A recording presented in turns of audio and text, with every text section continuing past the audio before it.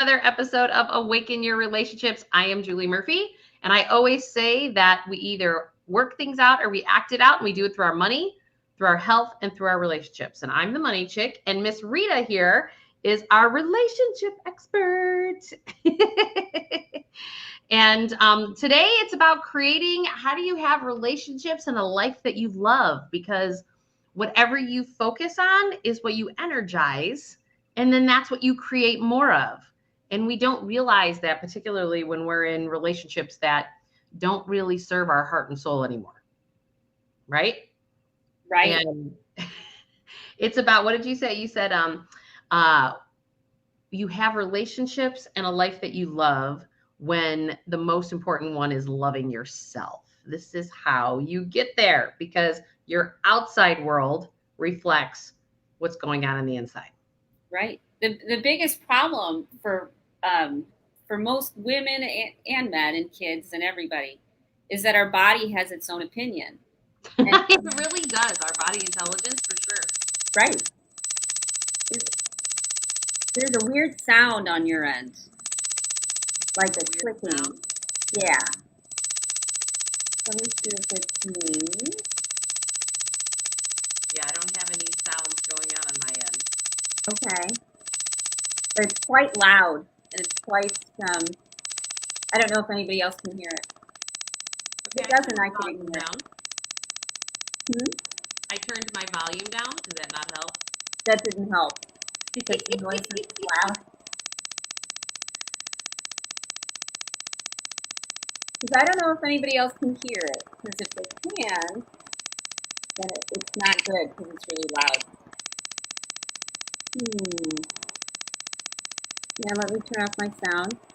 Well, of course, if I turn off my sound, I won't hear it. Can you guys give us any comments on whether or not my voice sounds weird on your guys' end? I would certainly appreciate that. That would be awesome. And if everything is A-okay, that would be awesome to tell us that too.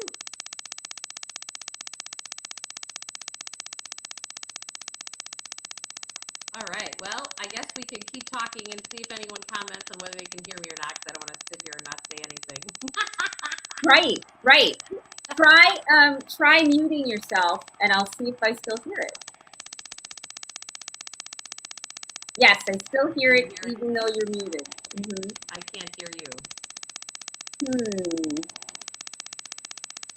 Can you hear me now? Does that help at all? I can. Let me hop off and come back on. You want me to do that? Sure, I'll stop. Okay, guys, just join us in a few minutes. We're going to stop the live stream. It just stopped. Oh, okay. Okay. Anyways, the problem is our body has its own opinion about things. And so even if our mind says we want to be peace and love, and we want to be nice to people, and we want to be objective and spiritual in nature, our body is screaming at us to do something. And it makes us feel anxious, and our mind races, and our skin crawls, and our back hurts, and our arthritis flares up, and we have panic attacks. And that's our body telling us that it's under stress. And as long as we keep telling our bodies that it's stupid, and why are you doing this, and what's wrong with you, and I hate you, and I wish you would stop, as we have an unloving relationship with ourselves then. Because we're treating our body, which is ourselves, as if it's the enemy. You have to be okay with how you're feeling, and address it with compassion. So when you're angry, the only answer, as spiritual practices say, is feeling a sense of love and surrounding yourself with love. If you don't do that, then you're going to stay in that pattern of stress, because your body's hardwired to a certain level of stress.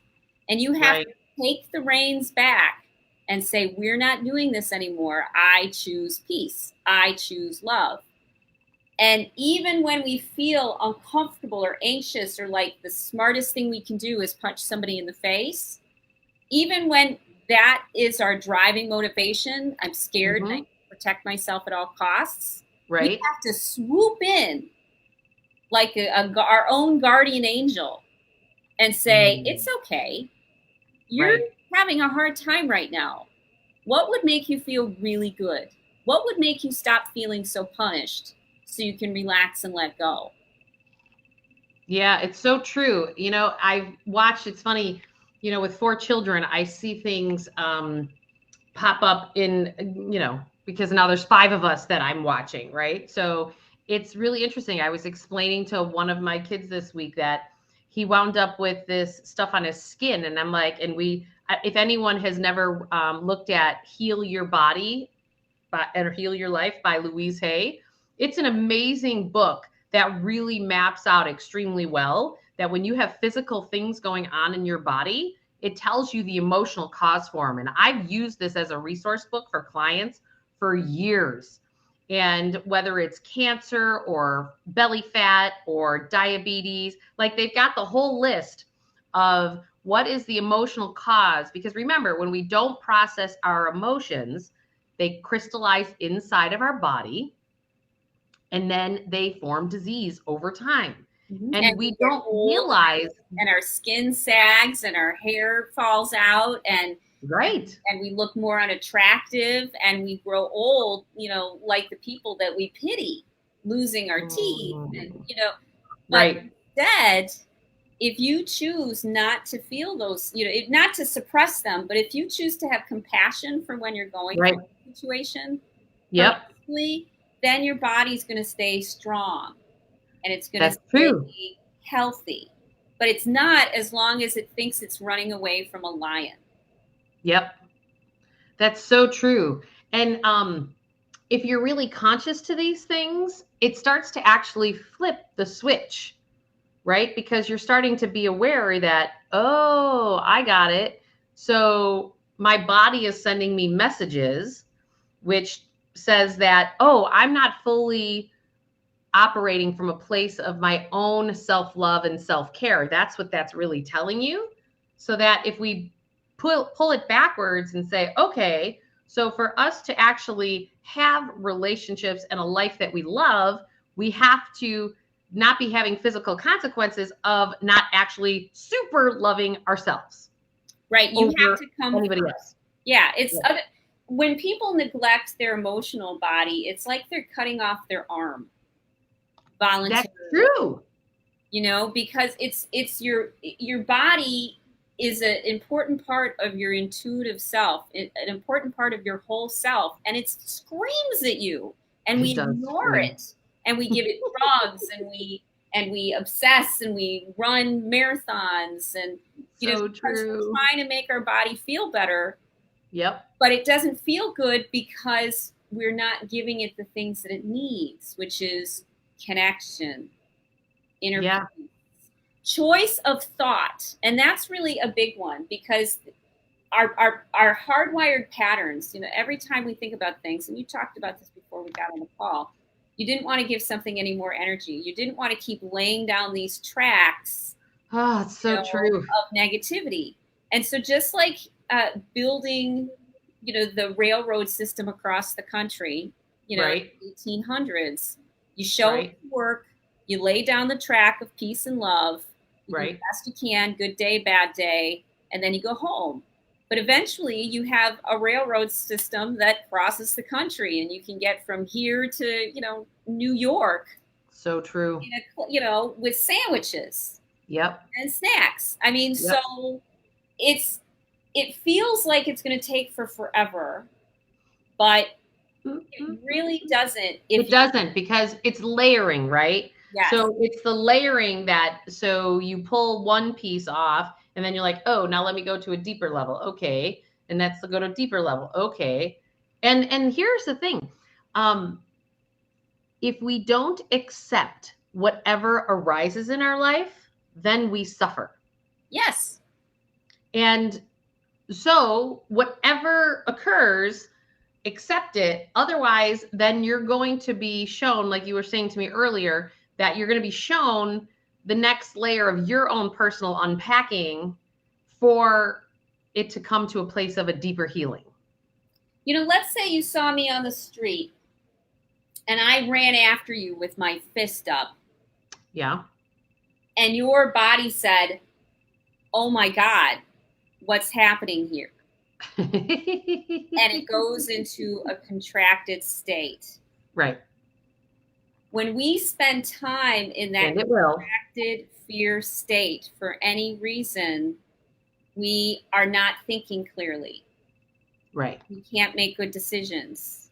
So All true. you want to do is you're not, curiously asking, why is Rita coming after me looking like she's gonna, rip my throat out? You're not saying, oh, that's so curious. You're saying, oh my God, she's going to beat my head in with a baseball bat. Is, what happened? Maybe like what happened, but how do I stop her?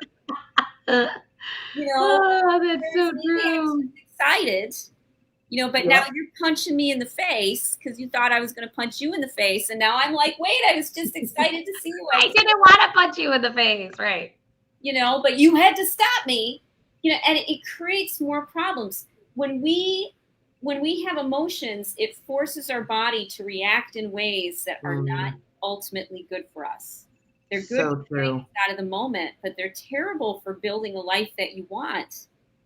And so you literally have to decide, I am not going there anymore. I am going to trust in God. I'm going to trust in the universe. I'm going to trust in myself that I have the tools to make sure I'm okay. Well, and you have to realize that as you become more conscious to these things, you're going to lose tolerance for things that are not in alignment with that. Yes. It's amazing to me to watch how, as I witness and observe, which is that state of neutrality that you really want to get to, how you really don't get to this place of peace and calm until you can really let everything go and accept everything that comes up. Right. Because it otherwise you're in a will. place of contraction. Right. And if you accept and relax what's happening, Right. and see what's really happening, then you're in a place of receiving and openness. They're two way different energetic states, and one will kill you, and the other one will let you live 1,000 years. Tell me more about that. Well, I mean, the body is designed to regenerate itself. I mean, it even has these great little stem cells which are hidden until we do something like intermittent fasting. And when you do something like intermittent fasting, which is a body trigger to heal itself, what happens is these stem cells in your body, they shed all the camouflage and all the covering that they had, making them look like everybody else, and they go in and they take your body back to its original DNA imprint, not the degraded one where the telomeres on either side are worn out. And they actually go in and they fix your DNA. So there are physical triggers that keep your body regenerating itself. And as I said, Right. fasting is one of them, but there's all sorts of things. If we think of the science fiction movies, a lot of times I'm thinking of one where they were in Egypt and there was this healing thing and they were spaceships and I don't remember what it was. Stargate. It was Stargate. But we're able to heal the body by working with its unconscious triggers because it triggers the body to heal itself. And we're knowing and understanding more and more about that. So Right. when you're in a place of fight or flight, your body's fighting itself, turns into arthritis, rheumatoid arthritis, skin conditions, headaches, whatever, eye degeneration. Turns into that because your body is eating itself. It's fighting itself. So crazy. When you learn how to trigger yourself so that you stay in a relaxed, open state, and any emotions that come up, they come up and then they go. Advanced meditators, it's not that they stop having feelings. Advanced meditators, it's that they have a feeling and then they let it go. The Dalai Lama, sob about the plight of his people, and 15 minutes later be laughing about the beauty of the world. It's not about not having emotions. It's about not holding on to the emotions and staying present with what's happening. And when you're able to do that, when you've got the tools, when you've got the support, when you take good enough care of yourself that you're not constantly flipping into stress, then your body's always regenerating itself. As you know, every 7 years, everything in your body is new. And it only looks the same because we kept behaving the same.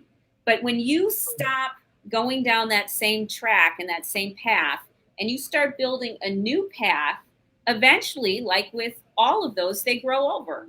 The old ones, they get recycled. You don't go down that negative feeling path anymore. Now you're in the positive, and Right. you've got strong pathways for it. But you have to literally say, nope, we're moving it over here. It's like a switch on the train where it's rusted into place.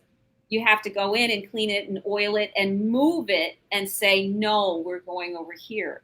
And that's like the neural pathways that they talk about in our brain, that they're the grooves, that the more you repeat the patterns that you've done in life, the deeper the grooves and then the harder it is for them to go away. Yeah, right? but the stronger the emotional addiction we have to it, because it's not only a neural pathway, it's also your body releasing the chemicals of emotion. So every time you go down the left track, your body releases cortisol and adrenaline, and you feel like your skin's crawling and you want to punch somebody in the face. But if you feel that way, so true. you take the switch and you say, I know. Absolutely true. Yeah, I know this sounds like the right thing to do. I am sure of it. You've got a little, a little Post-it note on the wall that says, it's not as serious as you think. And you look at it and you say, wait, I put that there when I was sane, when I was not crazy, when I was in my right mind, when I was in flow, when I was thinking in my highest self. And it says to me right now, it's not as serious as you think. So I'm going to believe that. Right. And I'm going to go do something that makes me feel better. I'm not going to go down that path. And the cool thing is then your body doesn't create all that adrenaline and cortisol, because every time you think the thought, your body pumps a little bit more of that juice into your system. We're addicted to it. So you're battling your physical addiction to your angry thoughts and feelings, and you have to be diligent. But if you are diligent, then the shifts come very quickly. And it doesn't take long for you to, like the Dalai Lama, be directly, tied into his people's pain, and also see the beauty and the miraculous and the perfectness of everything that is. And then so that's when we drill down to like creating relationships and a life that you love, that it's coming off of that addiction, if you will.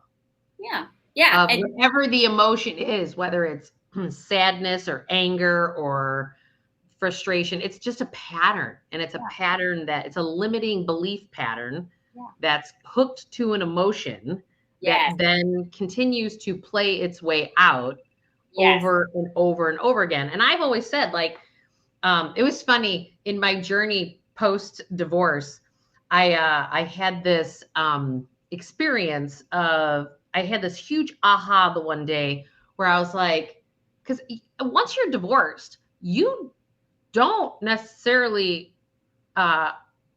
go into a relationship that's not similar to the one that you just left, right? Because you inherently you've changed some, but you haven't completely done a 180 yet, because you have to build that muscle to continue to plug into the world being authentically you. And for like, if you've been married and then you get divorced and you've spent years not fully 100% authentically be yourself, then what happens is that you're still sending out a vibe, if you will, at a certain vibration, because we're all energy.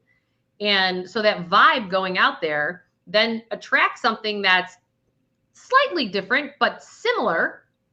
And I got really clear on this the one day where I was like, oh, got it. I either do my work in this one. So I could completely like not have this boyfriend and go to the next boyfriend and continue to do that pattern, like plugging in and out with different people. Or you could, which, mind you, have the same behavioral patterns because they're linking up and connecting with you like a puzzle, where the puzzle pieces just go together. And then, or you could just do the work with the one. And if it's supposed, once you're done with all the lessons, because I truly believe that we call people into our lives to help us evolve. And you either do the evolution with that person, or you break it off and then, you try to make it all about that person, as opposed to the fact that you didn't do your work with that person. I remember when one of my spiritual teachers said to me, well, your marriage turned out the way that it did because of the fact that you weren't the leader. You didn't stay in an empowered state. And I remember sitting here going, huh? I now truly understand that, because I truly understand how I didn't show up authentically. I negotiated myself away because I was trying to hold the bucket for all kinds of things. Right. And I just let that component be what it was. And after 17 years, I just let it, like, literally, I didn't realize that like 30% of myself, of how I was plugging into that part of my world, was authentically not even close to being myself. Right. And if I would have stayed married, well, so I started to wake up to that, right? So you start waking up to that, oh, I'm creating a relationship and a life that I don't really love. Like, whoa, whoa, whoa, whoa. And then I started to be authentic and start plugging into the world in an authentic manner. And then that's when all the rocky waves started to come going, because the other party may or may not be willing to then be authentic with you as well. Because if you're not showing up 100% authentic, it's likely they're not 100% showing up authentic either. And it's not, here's the piece, it's not good or bad. It just is, right? And I've now witnessed this with many, many clients along the boat since I've been through this. And it's like, if we just keep going back to authentically be who you are in your heart, no matter who it disappoints or what nervousness you get in trying to communicate that, but just be like, I just taught one of my kids the other day. I said, if you know it's going to hurt somebody's feelings, and it's not going to come out perfect, just say, you know what, I know I'm not going to say this exactly perfectly, but I'm going to do my best. And then say it, because it kind of takes the edge off. And that's you trying to build that muscle to be authentic in your communication. And what happens is in this process, you actually then start to create the relationships and the life that you love, because you're loving yourself the most by actually tuning into your own heart and communicating and being and doing from that place in the world, as opposed to showing up in the world and how everybody else wants you to show up. Instead of, because people would love for us to keep showing up the way that we are, because that works out damn well for them. But is it working out damn well for you? That's the question.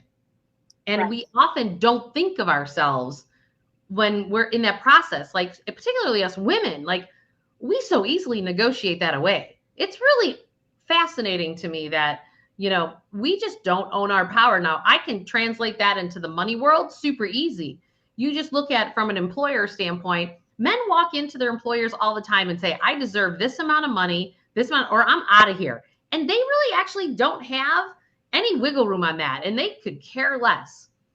Women always on the financial front go into their employers and go, yeah, I've done all these things, and gosh, it would be really nice if I could get some more money. But they don't have the number of the money that they want, or they're not willing to speak the number that they want, because they're just happy to be at the table and just happy to have a job and happy to just keep doing their work in the world because it makes them happy, but we're forgetting the most financial self-loving thing, and that's asking for what you're worth. And then deciding, because then you're coming to the table being empowered and authentic. Now, the employer could still say no, just like a parent could still say no to their children.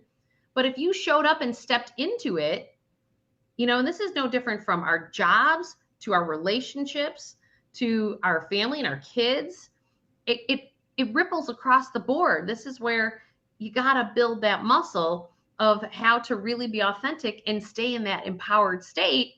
And I had a conversation with someone recently about, what if they force our kids to get the vaccine inside schools? And I said, well, then it's our menu option so we just reevaluate. How do you make that decision, from an empowered place? Because, if you see what's going on in Australia, they're forcing all the school kids to get the shots. Like they just lined them up in school and gave them shots. And good or bad or indifferent, I don't really want to get into that debate. But what I'm saying is, Why is it that we can't stay in an empowered state and say, okay, here's my menu of choices now. So if my kids stay at this school and these are now the new set of rules, do I resonate with that or do I not resonate with that? And then just make a decision and a choice of how you want to step forward in whatever that is. Right. And that would be wonderful if we could stay in that objective, empowered state. Fair The enough. problem is our bodies are stronger than our minds many times. And they repeat the patterns. Right. What we think about, what we obsess about is what we're going to continue to create. And our bodies are freaking out. And instead, we think we're communicating. I learned something about communication. People read your energy more than they read your words. And beautiful. So it doesn't matter if you say everything right. It doesn't matter if you've got the perfect words, if you're justified and innocent in how you, none of that matters. What matters is how you feel inside of yourself. And when you feel good inside of yourself, then when you interact with someone, you're holding that space and a different reality has space to be created. You know, they say in quantum physics that when you're not looking at it, it's a wave. When you're looking at it, it's a reality. You know, it's something that's actually happening.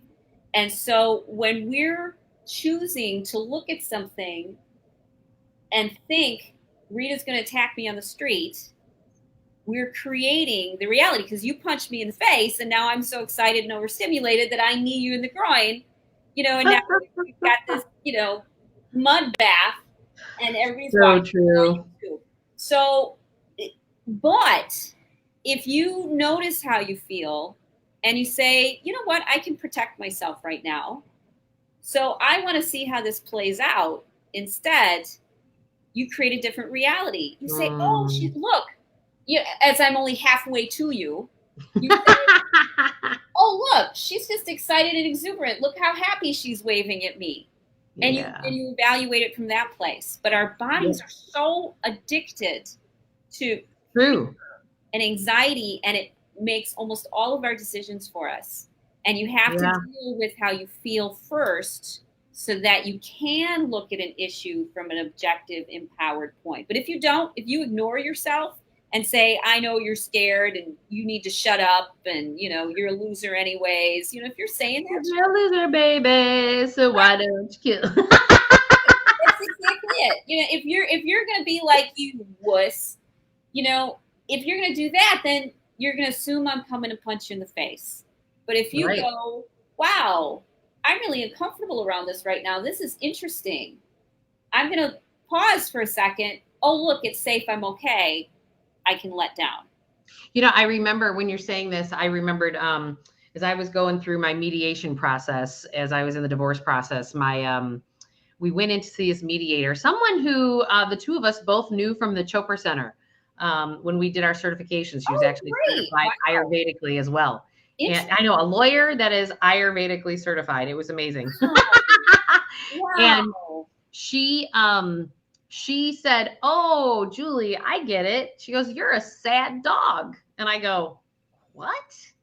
She goes, you're a sad dog. Let me explain what a sad dog is. She said, a sad dog is when you come home from work and you're coming home, you walk in the door and you have a dog. And the dog is all excited because he wants to get pet behind the ears and butt belly rubbed, everything. And then that day you come home and that's exactly what you do. And then the next day you come home from work and the dog's ready to greet you and everything. And you're like, okay, I want to get my ears rubbed and my belly rubbed again and all this love and affection. But then that day, that person's had a bad day. That dog has had, your owner has had a bad day. And now your owner kicks you straight across the room and just like shoves you away the whole time. She goes, and I all of a sudden looked at her and go, I'm a sad dog. Because I didn't know ever what I was about to walk into, because it was a lot of stress and strain every day. And I think we all do that on a certain standpoint, but it's like, oh, if it's really that extreme to where, am I coming home to happy-go-lucky and being loved, or am I coming home to like, oh my God, I just got kicked across the room because of whatever else is going on in somebody else's you know, and I wasn't actually physically kicked. I want to put, No, I mean, it's just a figure of speech, yeah. but it's just about that when it's that tumultuous, emotionally, and mentally, that all of a sudden it's that hard wires into your physical body. That's what I wanted to bring up when you were talking. It's like the body is just like, and that's what then creates the anxiety. Like you don't know which one you're going to get to. So it's like, okay, how do I assess the situation? And I remember getting off the elevator being like, I could either hear the noise coming from the unit or it was peace, calm, and chill. And so I knew which one I was about to walk into, You depending got on objectivity. So then you could see it coming. You could make the decision about how you wanted to handle it before you got there. And then right. you were prepared. But you Yep. can't do it as long as you're like, why is this happening to me? Oh my God, this is terrible. Which is why I tell women to unplug from the happy, joyous emotions too. Because they come together. You know, you don't just get suffering and pain. You also, you know, people get attracted to narcissists because sometimes it's the best sex they've ever had. You know, sometimes this person gave him more love than anybody else has ever given them. You know, and so we're addicted to getting that love from outside of ourselves, and then we're disappointed and crushed when we don't get it because we're not giving it to ourselves first. And by giving it to ourselves, we can accept people for who they are and make decisions which protect ourselves so we don't lose all of our money, don't end up, you know, ostracized. We can make better decisions. Right. And so it's about unplugging from the emotions. And advanced meditators don't, as I said, it's not that they stop feeling.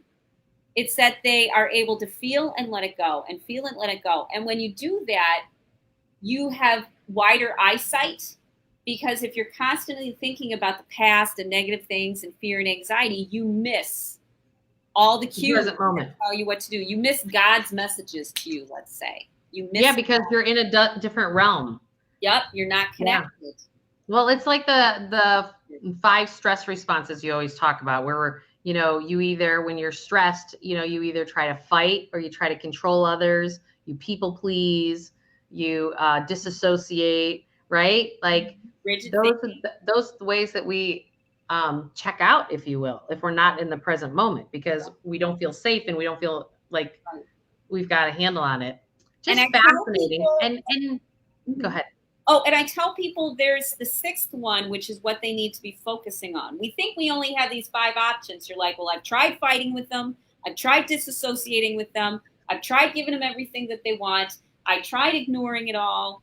You know, I tried just holding my boundaries as tightly as I can. I've tried it all and none of it's worked. And you just keep spinning around in all of those things. And I said, well, there's another perspective. The 6th option is that you love yourself. Right. And if you focus on loving yourself all the time, then you don't make things worse by going into these manipulative, controlling, stress-related actions. You say, no, that's just me reacting to stress. I'm actually choosing to be the 6th option, which is connected. And like last night when I got on the treadmill at 10 o'clock at night. You're saying I'm choosing something different.